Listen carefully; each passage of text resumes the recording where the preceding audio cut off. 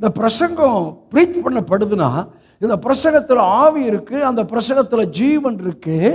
ஆகவே மாரியும் உறைந்த மலையும் வானத்திலிருந்து இறங்கி பூமியை நனைத்து விதைக்கிறவனுக்கு விதையும் புசிக்கிறவனுக்கு ஆகாரத்தை கொடுக்கிறது எப்படியோ அப்படியே என் வாயிலிருந்து புறப்படும் வசனம் உங்களுக்கு வெறுமையாய் திரும்பாமல் செய்ய நினைத்த காரியத்தை செய்து முடித்த திரும்பும். என்ன சொன்னா, இப்ப என் வாயிலிருந்து புறப்படுகிற வசனம் ஜீவனுக்கு அடுத்தது. என் வாயிலிருந்து புறப்படுகிற வசனம் சரீரத்துக்கு அடுத்ததோ பாரம்பரியத்துக்கு அடுத்ததோ அல்ல.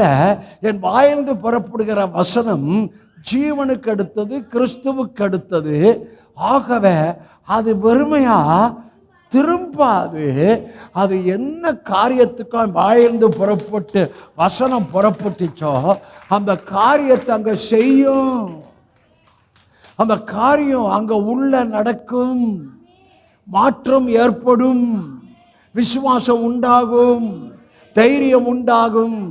அவர்களுக்கு நல்ல உணர்வு, அதாவது தேவனை குறித்த உணர்வு, வார்த்தை குறித்த உணர்வு உண்டாகும். அவளுக்கு என்ன இருக்காது? கில்ட்டி கான்சியன்ஸ் இருக்காது, குற்ற உணர்வு இருக்கவே இருக்காது. ஏனென்றால் என் வாயிலிருந்து புறப்படுகிற வசனம் அவர் வார்த்தை, அவர் ஜீவன். கர்த்தருடைய வார்த்தை எப்படி இருக்கு? ஆவியாய் ஜீவனா இருக்கு.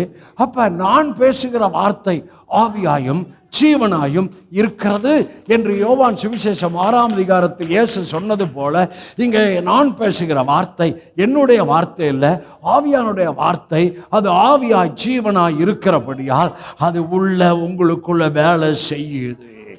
அது காணக்கூடாத ஆவியின் மண்டலத்தில் உங்களுக்கான செயல்பாடுகள் மேலையும் நடந்துகிட்டு இருக்கு, உள்ளேயும் நடந்துகிட்டு இருக்கு.